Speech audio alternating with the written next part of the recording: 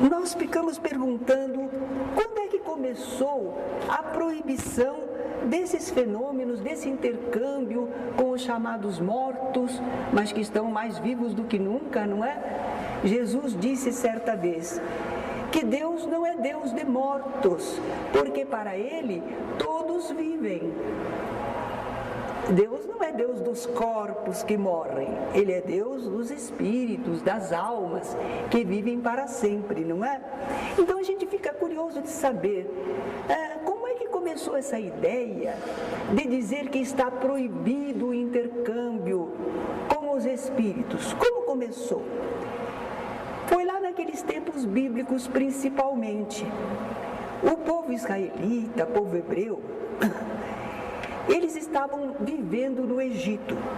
Eles tinham ido para lá, muito convidados, aceitos, mas depois eles proliferavam muito, eles cresciam, eles atendiam ao crescei e multiplicai-vos. Eles queriam fazer um grande povo para Jeová. Então eles tinham muitos filhos. Agora os egípcios começaram a ver que aquele povo, que no começo era pequenininho, agora estava crescendo demais. Era um outro povo dentro da nação egípcia. E eles ficaram preocupados e tomaram algumas providências para controlar os israelitas. Não concederam a eles cidadania egípcia. Não, eles não eram cidadãos egípcios. Eles eram como que hóspedes, eles eram assalariados, eles podiam viver lá, mas não eram cidadãos. E como eles tinham muitos filhos, eles estabeleceram, eu acho que parece, controle de natalidade. Baixaram um decreto, dizendo que os israelitas, se tivessem um filho homem, esse filho homem seria morto, não podia viver. Era para controlar a natalidade, para eles não terem muitos filhos. Porém, numa família, nasceu um menininho. E a mãe dele não quis que ele morresse. Então ela preparou uma cestinha, vedando para que a água não entrasse, colocou o menininho na cesta e mandou levar aquela cestinha lá nas águas do rio Nilo, onde a princesa egípcia se banhava. Quase todos nós conhecemos essa história, não é? E aí a princesa encontrou o menininho, gostou dele e quase que adotou como filho. Ele foi criado no palácio do faraó com a melhor educação, sabendo tudo que os egípcios sabiam, não é? E ele recebeu o nome de Moisés, que queria dizer salvo das águas, porque ele iria morrer, não é, nas águas do rio Nilo. Ele foi salvo. E Moisés, então, quando se tornou homem, era alguém culto, ele entendia de todos os assuntos, estava muito bem preparado. Mas aconteceu que ele, quando viu um soldado egípcio agredir um israelita, ele sabia que ele era israelita. Ele não aguentou, ele matou o soldado egípcio para defender o seu compatriota. E o que aconteceu? Ele teve que fugir. Imagine, matar um soldado egípcio. Ele então fugiu para uma região bem longe, deserta. Mas lá, a voz do Senhor lhe veio, quer dizer, a mediunidade eclodiu nele. E ele então começou a ouvir espiritualmente. E essa instrução dizia para ele voltar ao Egito, lá onde estava em perigo de vida, mas tinha que voltar lá, para conseguir que o faraó deixasse o povo israelita ir embora, sair livre. Então ele foi, não é? A gente sabe quantas peripécias ele passou e ele conseguiu libertar o povo israelita, permissão para eles irem embora. Muito bem. E lá está ele como líder desse povo. Mas aquele povo, ele não é mais aquele povo israelita de uma crença pura e viva no Deus único. Eles tomaram contato com outras religiões, com outros costumes. Então, aquele povo está mesclado no seu pensamento, nas suas atitudes. Isso não pode. Moisés tem que conseguir que eles voltem a se sentir um povo, e um povo que segue as leis de Jeová. Então, ele vai peregrinar 40 anos pelo deserto, porque naqueles 40 anos, uns dependiam dos outros, só eles. Então aí começa a sentir a unidade, a comunhão, não é? E nada de práticas erradas. Isso tudo está abolido. Foi aí que Moisés proibiu a mediunidade, o intercâmbio mediúnico, não é? Ele proibiu porque estava deturpado. Como é que ele proibiu? Está lá na Bíblia, no Velho Testamento. Deuteronômio, Levítico. Vamos aprender como é que está lá a proibição. Quando entrares no país que Javé, teu Deus, te der. Javé, Jeová, é Deus, vai nos dar um país? Acho que nós já temos o Brasil, não? Mas o povo israelita não tinha terra. Eles não tinham. Então a promessa de Canaã, uma terra prometida, era tudo que eles queriam. A promessa divina dizia que eles iam receber essa terra, contanto que eles cumprissem certas normas. Não se achará entre ti quem faça passar pelo fogo o seu filho ou filha. Nós espíritas fazemos isso? Passamos as pessoas pelo fogo? A gente ouve falar, não é? Que há pessoas, grupos aí, que não são espíritas, mas que seguem certas instruções de espíritos. Então disseram que se sacrificar uma criança, vem a fartura, vem o benefício para a família. E o pessoal acredita e faz isso. Naqueles tempos antigos, havia um ídolo que tinha o ventre assim aberto, era uma fornalha, e os pais vinham jogar seus filhinhos para que eles, pais, fossem felizes, que o Deus os beneficiasse. Que bárbaro, não? Então existia isso ao tempo de Moisés. Por isso que está essa proibição. Não se achará entre ti quem faça passar pelo fogo o seu filho ou filha.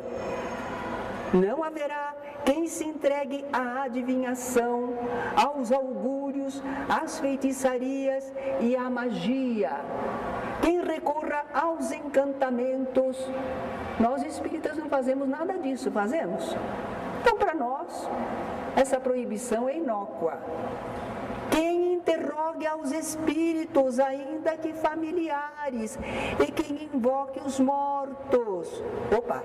Nós fazemos o intercâmbio, mas nós não exigimos que venha tal espírito aqui conversar conosco.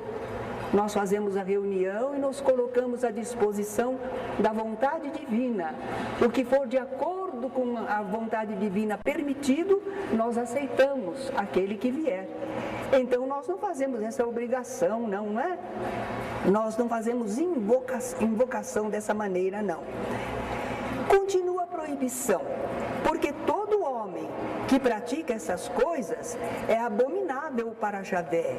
E é por causa destas abominações que Javé, teu Deus, vai expulsar estas nações da tua presença.